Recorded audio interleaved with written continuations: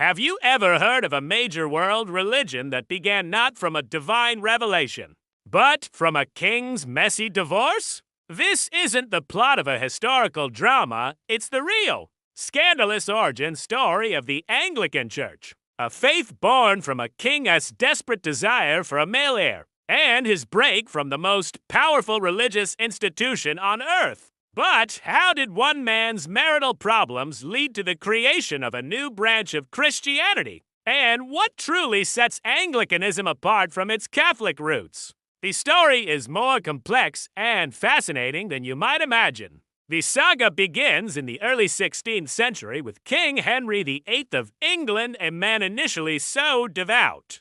He was named Defender of the Faith by the Pope himself for his staunch opposition to the Protestant Reformation sweeping across Europe. Henry was married to Catherine of Aragon, a Spanish princess and the widow of his older brother, Arthur. For years, their union was a cornerstone of European politics. However, one critical problem plagued their marriage: the lack of a male heir. Catherine had borne Henry several children, but only one, a daughter named Mary, survived infancy. In an era where a male successor was seen as essential for a stable monarchy and the prevention of civil war, Henry grew increasingly desperate. His eyes soon fell upon Anne Boleyn, a charismatic and intelligent lady-in-waiting at the court. Anne was different from the king's previous mistresses. She refused to be merely a royal concubine. She wanted to be queen. Captivated by her and convinced that his marriage to Catherine was cursed in the eyes of God, citing a passage from the biblical book of Leviticus that warns against marrying a brotheress widow, Henry decided he needed an annulment. In his view, his marriage to Catherine had never been valid in the first place, and therefore, he should be free to marry Anne. Henry petitioned Pope Clement VII for the annulment. This was a request that, under normal circumstances, a pope might have granted to a powerful king. However, these were not normal circumstances. Pope Clement was, for all intents and purposes, a prisoner. In 1527, the armies of Charles V, the Holy Roman Emperor, had sacked Rome, and the Pope was under Charles's thumb. This was a critical complication because Charles V was none other than Catherine of Aragon's nephew. Granting the annulment would mean declaring his aunt's marriage illegitimate and her daughter Mary a bastard, an unthinkable political and familial insult. Caught between the demands of an English king and the power of a Holy Roman Emperor, the Pope stalled, hoping the problem would somehow resolve itself. But Henry VIII was not a patient man. As years passed with no decision from Rome, his frustration grew into defiance. Advised by reform-minded thinkers like Thomas Cranmer and Thomas Cromwell, Henry began to entertain a radical idea. What if he didn't need the Pope's permission at all? What if the King of England was the supreme authority on all matters, both secular and religious? Within his own realm? This revolutionary concept formed the basis of the English Reformation. In a series of decisive acts, the English Parliament, under immense pressure from the king, began to sever the centuries-old ties to the Roman Catholic Church. The Act of Supremacy in 1534 was the final, definitive break. It declared that King Henry VIII was the supreme head of the Church of England.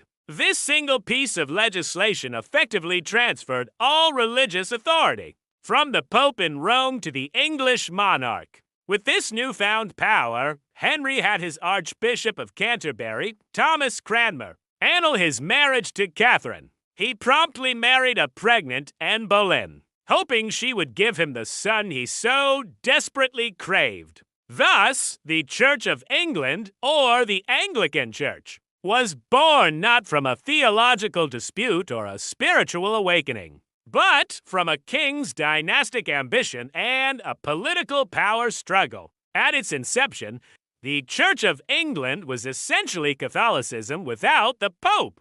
Henry VIII had no interest in the theological reforms of Martin Luther or John Calvin. He maintained most Catholic doctrines, rituals, and structures. The Mass was still in Latin, priests were expected to be celibate, and the core beliefs about sacraments remained largely unchanged. The primary difference was one of authority.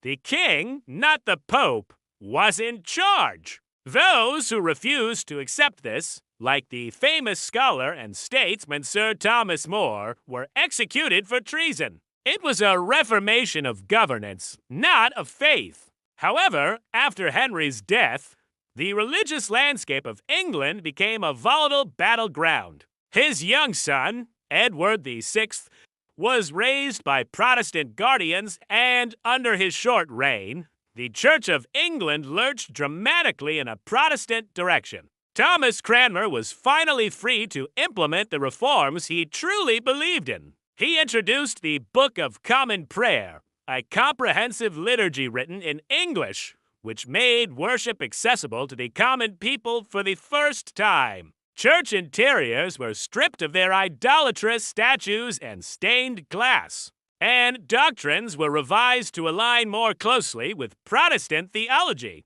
particularly regarding the Eucharist. This Protestant swing was violently reversed when Edward died and his Catholic half-sister, Mary I, daughter of Catherine of Aragon, ascended the throne, determined to restore England to the Catholic fold. Bloody Mary launched a brutal persecution of Protestants, burning hundreds at the stake, including Archbishop Thomas Cranmer himself. Her reign, however, was also short. The defining shape of Anglicanism was forged under the long and pragmatic reign of Mary's half-sister, Elizabeth I, the daughter of Anne Boleyn. Elizabeth sought a middle way, a compromise that could bring peace to her fractured kingdom, known as the Elizabethan settlement. This approach created a church that was uniquely English, moderately Protestant in its theology, but retaining much of the traditional Catholic structure and liturgy. The monarch was reinstated as the supreme governor of the church, a slightly softer title than supreme head. The Book of Common Prayer was revised to be more inclusive, with wording that could be interpreted in different ways by both Catholics and Protestants. Bishops and a formal clerical hierarchy were kept, a feature many other Protestant churches had abolished. This deliberate ambiguity and compromise became the hallmark of Anglicanism. It was a church designed to be a big tent, accommodating a wide spectrum of belief from the more Catholic-leaning high church to the more Protestant-leaning low church. So, what are the key differences that emerged between Anglicanism and Catholicism? The most fundamental, of course, is the issue of authority. For Catholics, the Pope, as the successor to St. Peter, holds supreme authority over the entire church. He is the final arbiter on matters of doctrine and faith. In Anglicanism, there is no single figure with such power. The Archbishop of Canterbury is the symbolic head of the global Anglican communion, but he is considered first among equals, primus inter pares, and has no binding authority over the independent national churches. Each national church is autonomous, governed by its own bishops and synods, councils of clergy and laity. For Anglicans, authority is seen as a balance between scripture, tradition, and reason, the three-legged stool famously described by Anglican theologian Richard Hooker. This difference in authority structure leads to significant variations in doctrine and practice.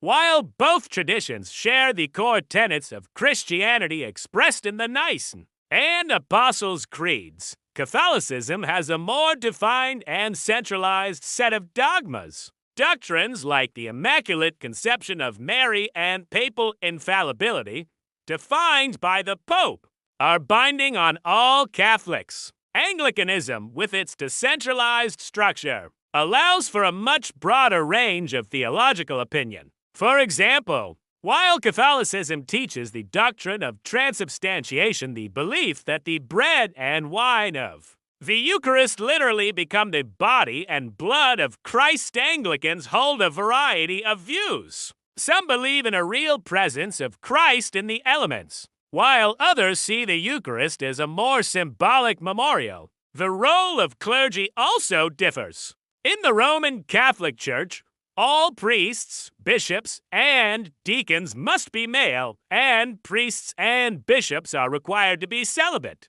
This has been a long-standing tradition rooted in centuries of church law. The Anglican Communion, on the other hand, has evolved on this issue. Most Anglican provinces, including the Church of England and the Episcopal Church in the United States, now ordain women as deacons, priests, and even bishops. The rules on clerical marriage are also different. Anglican clergy have been permitted to marry since the Reformation. Social issues further highlight the divergence. The Catholic Church maintains a firm and unchanging stance on issues like contraception, divorce, and same-sex marriage, viewing them as contrary to divine law. The Anglican Communion, reflecting its decentralized nature, is deeply divided on these matters. Some conservative provinces in Africa and Asia hold views similar to the Catholic Church,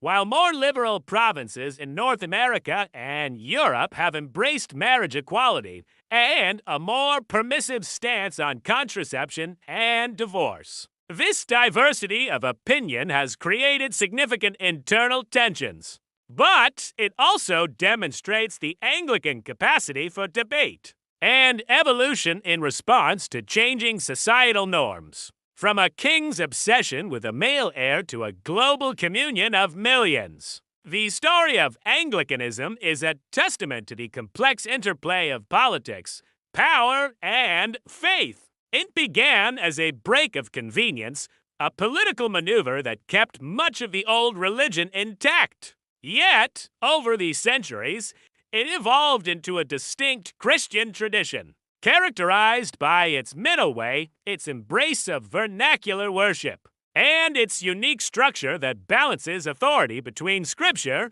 tradition, and reason. It stands as a powerful example of how a church's identity can be forged not only in the fires of spiritual revival, but also in the crucible of political necessity and compromise. A religion born from a divorce, but one that has found its own unique and enduring voice in the chorus of world Christianity.